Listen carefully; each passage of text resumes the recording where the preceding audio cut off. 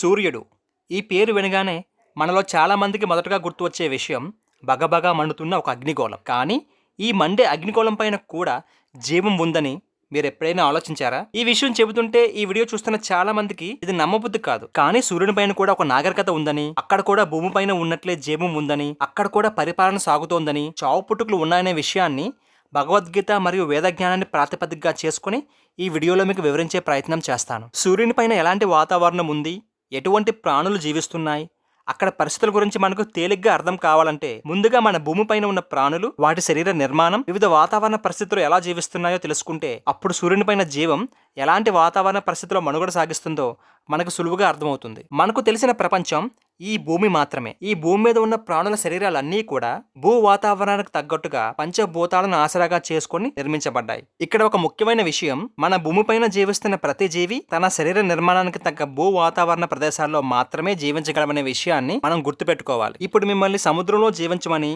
నీటి లోపలికి పడివేస్తే మీరు బ్రతకగలరా? బ్రతకలేరు. కారణం, మన శరీరం భూమిపైన జీవించగలిగేలా మాత్రమే తయారు చేయబడింది. అదేవిధంగా సముద్రంలో జీవిస్తున్న చేపలన్నీ నేలపైన బ్రతకమని నేలపైన పడవేస్తే అవి వెంటనే చనిపోతాయి. కారణం, చేపలకి డైరెక్ట్గా ఆక్సిజన్ని పీల్చే వ్యవస్థ వాటి శరీరాలకు లేదు. వాటి శరీరాలు నీటిలో కలిసి ఉన్న ఆక్సిజన్ని పీల్చేందుకు మాత్రమే తయారు చేయబడ్డాయి. అదేవిధంగా భూమి లోపల జీవించే కొన్ని జీవులు ఉన్నాయి. అవి ఎటువంటి గాలి వెలుతురు లేకపోయినా భూమి లోపల మట్టి రేణువుల మధ్య ఉండే గాలిని పీల్చే శక్తి వాటి శరీరాలకి ఉంది. అగ్నిపర్వతాల్లో వచ్చే లావాలో ఎక్స్ట్రీమోఫైల్ అని పిలువబడే ఒక బ్యాక్టీరియా లావా లాంటి వేడి పదార్థాల్లో కూడా జీవించగలిగే శక్తి కలిగి ఉంది. ట్రాడేగ్రాడిస్ అని పిలువబడే ఒక జీవి విపరీతమైన వేడి ప్రదేశాల్లో కూడా జీవించగలదని సైంటిస్టులు నిర్ధారించారు. ఇలా భూమిపైన ఉన్న జీవులు వివిధ రకాల వాతావరణ పరిస్థితుల్లో జీవనం సాగిస్తున్నాయి. అన్ని జీవులు భూమిపైనే పుట్టినా కూడా ఒక జీవి జీవించే వాతావరణంలో ఇంకో జీవి జీవించడం లేదు అనే అసాధారణ విషయాన్ని తెలుసుకున్నాం కదా. మన భూమి ముఖ్యంగా నీటి ఆధారంగా ఉద్భవించింది. కాబట్టి ఇక్కడ జీవిస్తున్న అన్ని జీవుల శరీరాలు నీటి ఆధారంగా ఉద్భవించాయి. ప్రతి భూలోక జీవి శరీరంలో 70% నీరు నిండి ఉంటుంది. అలాగే సూర్యగ్రహం అగ్ని ఆధారంగా ఉద్భవించింది. కాబట్టి సూర్యలోక వాసుల శరీరాలన్నీ కూడా 70% అగ్నితత్వంతో నిండి ఉంటాయని, ఎలాగైతే చేపలు ఆక్సిజన్ ని నీటి నుంచి వేరు చేసి జీవిస్తాయో అదే విధంగా సూర్యలోక వాసులు వారికి అవసరమైన ప్రాణయంత్రాన్ని అగ్ని నుండి వేరు చేసి స్వీకరిస్తారని హైందవ గ్రంథాల్లో చెప్పబడింది. సూర్యుడు లాంటి వేడి గ్రహాలపైన కూడా అక్కడ పరిస్థితులకు అనుగుణంగా జీవించే ప్రాణులు ఉండే అవకాశం ఉందని శాస్త్రవేత్తలు భావించడం జరిగింది. వారి మాటలకు బలాన్ని చేకూర్చే విధంగా మన హైందవ గ్రంథాల్లో కూడా సూర్యునిపైన జీవం ఉందని నిర్ధారించడం జరిగింది. సాక్షాత్తు శ్రీకృష్ణ భగవానుడే సూర్యునిపైన కూడా జీవం ఉందని భగవద్గీత సాక్షిగా ఆ కృష్ణ పరమాత్మే మనకు చెప్పడం జరిగింది. భగవద్గీత 4వ అధ్యాయం 1వ శ్లోకంలో ఈ విధంగా చెప్పబడింది: నేను ఈ నశించిన యోగ శాస్త్రాన్ని సూర్యదేవుడైన వివస్వాన్కు ఉపదేశించాను. వివస్వాన్ దానిని మానవాళికి తండ్రి అయిన మనువుకు ఉపదేశించాడు. మనువు దానిని ఇక్ష్వాకునికి ఉపదేశించాడని చెప్పబడింది. శ్రీకృష్ణ భగవానుడు మానవ శరీరాన్ని తీసుకుని యోగశాస్త్ర సారాంశమైన భగవద్గీతను అర్జునుడికి ఎలాగైతే ఉపదేశించాడో అలాగే కొన్ని యుగాల క్రితం ఆ పరంధాముడు సూర్యగోళం పైన అక్కడ పరిస్థితులకు అనుగుణంగా ఉండే దేహాన్ని తీసుకుని సూర్యగ్రహ పాలకుడైన వివస్వానికి మొట్టమొదటిసారిగా యోగశాస్త్రాన్ని బోధించాడని భగవద్గీత ద్వారా మనకు తెలుస్తోంది. ఇక్కడ మనం అర్థం చేసుకోవాల్సిన విషయం ఏమిటంటే, భూమి మీద ఎలాగైతే ఆత్మలు శరీరాన్ని తీసుకుని జీవిస్తాయో అదే విధంగా సూర్యగోళం పైన కూడా ఆత్మలు ప్రత్యేకమైన దేహాన్ని ధరించి వాటి కర్మఫలాన్ని అనుభవిస్తాయని, దేహం నుండి విముక్తి చెంది ఆ పరమాత్మలో చేరడానికి యోగశాస్త్రం దోహదపడుతుందని, కాబట్టి అక్కడ కూడా జీవం ఉందని భగవద్గీత ద్వారా మనకు అర్థమవుతోంది. నిజంగా సూర్యుని పైన జీవం లేకపోతే సూర్యగ్రహ పాలకుడైన వివస్వానికి యోగశాస్త్రాన్ని శ్రీకృష్ణ భగవానుడు ఎలా బోధించగలిగి ఉండేవాడు? సూర్యగ్రహ పాలకుడైన వివస్వాన్ ఆ యోగశాస్త్రాన్ని మనువుకి ఏ విధంగా బోధించగలిగి ఉండేవాడు? అలాగే బ్రహ్మ సంహిత మరియు మహాభారత శాంతి పర్వాల్లో కూడా యోగశాస్త్రాన్ని ముందుగా సూర్యలోక వాసులకే బోధించబడిందని చెప్పడం జరిగింది. సూర్యలోకంలో నిజంగా జీవం ఉందని, అక్కడ జీవించే జీవుల శరీర నిర్మాణం ఎలా ఉంటుందో చెప్పే ఆధారాలు మనకి మహాభారతంలో కనిపిస్తాయి. దూర్వాస మహర్షి ద్వారా వరం పొందిన కుంతీదేవి సూర్యలోక పాలకుడైన వివస్వాన్ ద్వారా ఆమె కోరుకున్న ఉత్తర క్షణంలో ఒక పసిబాలుడు జన్మిస్తాడు. కుంతీదేవికి జన్మించిన కర్ణుని యొక్క శరీరం సాధారణ మానవుని శరీరం లాగా ఉండదు. పొడుగాటి చేతులతో, శరీరంలో కలిసిపోయి ఉన్న సహజ కవచంతో ఎటువంటి రేడియేషన్ అయినా సులువుగా తట్టుకొని శరీరాన్ని కాపాడే విధంగా కర్ణుని కవచం ఉంటుంది. అలాగే కర్ణుని చెవికి ఉన్న కుండలాల గురించి అందరూ ఏమనుకుంటారంటే ఇది ఒక అలంకార ప్రాయంగా వచ్చాయేమో అని అనుకుంటారు. వాస్తవానికి కర్ణుని చెవులకు వేలాడుతున్న సహజ కుండలాల యొక్క అసలైన భాగం కర్ణుని తల మొత్తం వ్యాపించి అతని తలని రక్షించే ఒక రక్షణ కవచం లాంటిది. అతని తల భాగం మొత్తం వ్యాపించి ఉంటుంది. ఇంకా అర్థమయ్యే విధంగా చెప్పాలంటే హెల్మెట్ లాగా అన్నమాట. భూమిపైన ఉండే తాబేలు ఎలాగైతే పుట్టుకతోనే ఒక బలమైన రక్షణ కవచంతో పుడుతుందో అదే విధంగా సూర్యలోకంలో జీవించే వాళ్ళు కూడా అక్కడి వాతావరణాన్ని తట్టుకొని జీవించే బాడీ మెకానిజం తో ఇన్బిల్ట్ బాడీ షీల్డ్ తో జన్మిస్తారని మనకు సూర్యలోక వాసుడైన కర్ణుడిని చూస్తే అర్థమవుతుంది. ఇలాంటి హెడ్ షీల్డ్ ని అంతరిక్ష వాసులు ధరించి భూమి మీదకు వచ్చినట్లు మనం ఈ మధ్య కాలంలో సినిమాల్లో కూడా చూడడం జరిగింది. అగ్ని నుండి కూడా జీవం ఉద్భవించగలదని నిరూపించే ఆధారం ద్రౌపది దేవి యొక్క జననం. అగ్ని నుంచి ఉద్భవించిన ద్రౌపది దేవి గురించి మనం తెలుసుకున్నట్లయితే ఒక పసిపాప అగ్ని నుంచి ఎలా ఉద్భవించగలిగింది?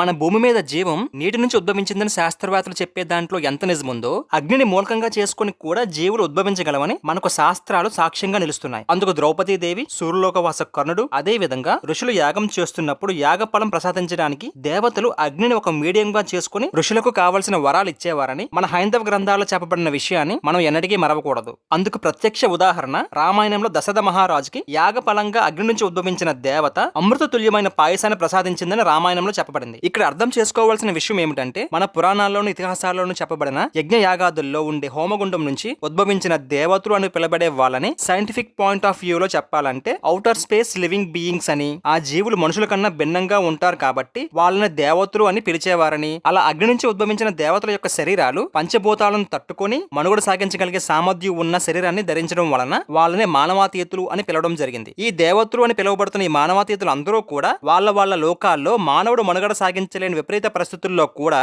శక్తివంతమైన శరీరాన్ని ధరించి ఎలాగైతే మనుగడ సాగిస్తున్నారో అదే విధంగా సూర్యలోకంలోని వాళ్ళు కూడా ఆ గ్రహ వాతావరణ స్థితిగతులకు తగినట్లు అత్యంత శక్తివంతమైన శరీరాన్ని ధరించి జీవనం సాగిస్తున్నారని హైందవ గ్రంథాల్లో చెప్పడం జరిగింది. సూర్యలోక వాసులు ఉన్నారని చెప్పే ఇంకో ముఖ్యమైన ఆధారం మనకి రామాయణంలో దొరుకుతుంది. రామాయణంలో ఆంజనేయ స్వామి సూర్యలోక పాలకుడైన వివస్వాన్ దగ్గర నుంచి వేద జ్ఞానాన్ని పొందాడని చెప్పబడింది. ఈ విషయాన్ని సైంటిఫిక్ పాయింట్ ఆఫ్ వ్యూలో చూస్తే ఇది నిజమని అనిపిస్తుంది. ఎందుకంటే అక్కడ జీవం ఉంది కాబట్టి హనుమంతుడు సూర్యలోకానికి వెళ్లి విద్యని అభ్యసించి వచ్చాడు. దీనిని బట్టి చూస్తే పూర్వకాలంలో ఇంటర్ ప్లానెట్ ట్రాన్స్పోర్టేషన్ అనేది చాలా విరివిగా జరిగేదని అర్థమవుతోంది.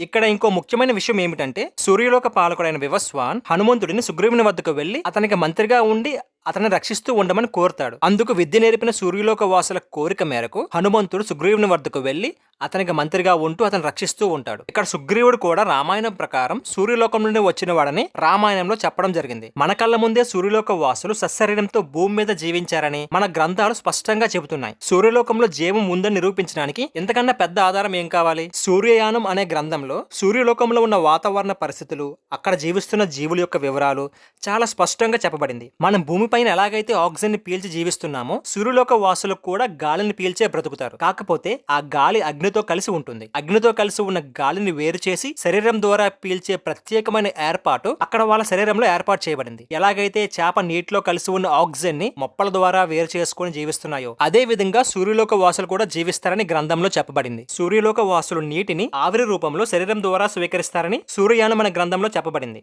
మన భూమి మీద నీరు ద్రవ రూపంలోనూ మంచుగడ్డల రూపంలోనూ ఉంటుంది. కొన్నిసార్లు ఆవిరి రూపంలోకి మారి భూమి యొక్క వాతావరణంలోకి ప్రవేశిస్తుందని కూడా మనకు తెలుసు. అయితే మనకు తెలియని విషయం ఏమిటంటే ప్రతిరోజు భూమి నుంచి కొంత నీరు ఆవిరి రూపంలో భూ వాతావరణం దాటి అంతరిక్షంలోకి చేరుతుందని, ఈ క్రమంలో సూర్యుని ఉపరితలంలో ఉన్న మ్యాగ్నెటిక్ ఫోర్స్ ద్వారా అంతరిక్షంలోకి నెట్టివేయబడిన నీటి ఆవిరిని సూర్యగోళం వైపు ఆకర్షించి అలా ఆకర్షించబడిన నీటి ఆవిరిని హైడ్రోజన్, ఆక్సిజన్ అణువులుగా రూపాంతరం చెంది అక్కడ అవసరాలకు అనుగుణంగా వాడబడుతోందని చెప్పబడింది. ఎలాగైతే ప్రతిరోజు సూర్యకాంతి భూమిపైన ప్రసరించి భూమి యొక్క అవసరాలు తీరుస్తోందో అదే విధంగా భూమిపైన నీరు కూడా సూర్యకాంతి ద్వారా ఆవిరి రూపంలోకి అంతరిక్షంలోకి చేరి సూర్యమండల వాసుల అవసరాలను నీటి అణువుల రూపంలో తీరుస్తోంది. ఇక్కడ నీటి ఆవిరి ఒక భూమి నుంచే కాకుండా సూర్యుని చుట్టూ ఉన్న ఇతర గ్రహాల నుండి కూడా నీటి ఆవిరి ఆకర్షించబడుతుందని, తర్వాత అది నీటి అణువులుగా రూపాంతరం చెంది అక్కడ అవసరాలకు అనుగుణంగా వాడబడుతుందని కూడా సూర్యయానం అనే గ్రంథంలో చెప్పబడింది. సూర్యుడి గురించి అందరూ ఏమనుకుంటారంటే సూర్యుడు నిరంతరం మండుతూ ఉంటాడు, అక్కడ మండే పదార్థాలు ఏవో ఉంటాయి అనుకుంటారు. మండే పదార్థాలు అంటూ ఏమీ ఉండవు. కేవలం న్యూక్లియర్ ఫ్యూజన్ వల్ల మాత్రమే, అణువుల విచ్ఛిన్నం వల్ల మాత్రమే సూర్యుడు నిరంతరం ఉష్ణాన్ని ఉత్పత్తి చేస్తూ ఉంటాడు. ఇది సూర్య ఉపరితలానికి చేరి అన్ని గ్రహాలకు వెలుతురుని ప్రసాదిస్తోంది. ఇది నిరంతరం జరుగుతున్న ప్రక్రియ. ఇంకో ముఖ్యమైన విషయం ఏమిటంటే సూర్యగోళంలో కొంత భాగం గుండా మాత్రమే వేడి శక్తి ఉత్పత్తి అయి అవి సూర్యగోళం మొత్తం వ్యాపించి ప్రకాశవంతమైన కాంతితో పాటు ఉష్ణశక్తిని కూడా విడుదల చేస్తుంది. సూర్యగోళంలో ఎక్కడ అయితే న్యూక్లియర్ ఫ్యూజన్ జరగడం లేదో ఆ ప్రాంతంలోకి వేడి కిరణాలు ప్రసరించకుండా మ్యాగ్నెటిక్ ఫోర్స్ అనే రక్షణ వ్యవస్థ ద్వారా కిరణాలను ఫిల్టర్ చేసి జీవం బ్రతకడానికి అవసరమైన వాతావరణ పరిస్థితులు సృష్టించబడ్డాయి. అక్కడి వాతావరణ స్థితులకు అనుగుణంగా జీవరాశి సృష్టించబడింది. సూర్యగోళం మొత్తంలో కేవలం 15% ప్రాంతం మాత్రమే మానవాతీత జీవులు జీవించడానికి అనువుగా ఉంటుందని, మిగిలిన ప్రదేశం అంతా కూడా న్యూక్లియర్ ఫ్యూజన్ ద్వారా శక్తి ఉత్పత్తి అయి బయటికి వ్యాపించబడుతోందని ఈ గ్రంథంలో చెప్పబడింది. ఎలాగైతే భూమిపైన 70% నీరు, 30% మాత్రమే నేల ఉంటుందో, ఈ 30% నేలలో కూడా ఎడారులు, కొండలు, కోనలు, లోయలు, మనుషులు జీవించడానికి అనువుగా లేని ప్రదేశాలన్నీ కలిపితే ఒక 10% ఉంటాయి. మిగిలిన ఈ 20% భూమి మాత్రమే మనుషులు గాని, జీవరాశులు గాని జీవించడానికి ఉపయోగపడుతున్నాయి. దీనిని బట్టి చూస్తే సూర్యగోళంలో కేవలం 15% ప్రదేశంలో మాత్రమే జీవం నివసించడానికి అనువుగా ఉందని చెప్పే విషయంలో అసత్యం లేదని కూడా అనిపిస్తోంది. సూర్యలోక వాసుల యొక్క వీక్షణ శక్తి అనగా ఐ విజన్ కొంత ప్రత్యేకంగా ఉంటుంది. వారి కంటిలో 16 రకాల లేయర్లు కలిగిన ప్రత్యేక వ్యవస్థ ఉంటుంది. ఈ 16 రకాల లేయర్లు వాటికవే అక్కడి వాతావరణాన్ని, రేడియేషన్ తీవ్రతను బట్టి ఏ లేయర్లో ఉంటే బయట ఉన్న ప్రదేశం స్పష్టంగా కనిపిస్తుందో ఆ లేయర్లోకి ఆటోమేటిక్గా మారుతూ సూర్యలోక వాసులకు అగ్నిలో కూడా చూడగలిగేలా వారి కంటి నిర్మాణం ఉంటుంది. ఉదాహరణకు చెప్పాలంటే ఒక లేయర్ను ఉపయోగించి అధిక అగ్నికిలలో ఎగుసుపడుతున్న ప్రదేశాన్ని పూర్తిగా స్పష్టంగా వీక్షించవచ్చు.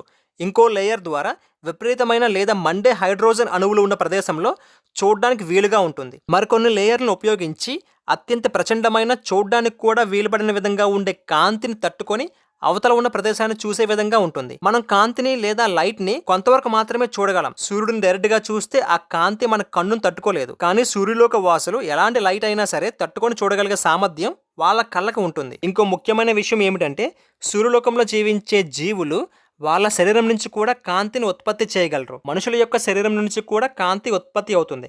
కానీ ఆ కాంతి చాలా స్వల్పం, చూడ్డానికి కూడా వీలుపడదు. దానిని సైంటిఫిక్గా చెప్పాలంటే ఆరా అని పిలుస్తారు. మన ప్రాచీన ఋషులు వాళ్ళ శరీరం నుంచి వెలుగు లేదా ఆరాని ప్రసరింపచేసేవారని మన గ్రంథాల్లో చెప్పబడింది. ఇంకా చెప్పాలంటే సూర్యలోక వాసుల యొక్క చావు పుట్టుకలు, వాళ్ళ నివాస ప్రదేశాలు, అక్కడ నాగరికతకు సంబంధించిన వివరాలు, గ్రహాంతర యానానికి సంబంధించిన టెక్నాలజీ మొదలైన వివరాలన్నీ కూడా తర్వాత వీడియోలో మీకు వివరించే ప్రయత్నం చేస్తాను. ఈ వీడియో మీకు నచ్చినైతే లైక్ చేయండి, షేర్ చేయండి, కామెంట్ చేయండి. అలాగే మా ఛానల్ కూడా సబ్స్క్రైబ్ చేసుకోండి. పక్కన గంట మాత్రం కొత్త మర్చిపోకండి.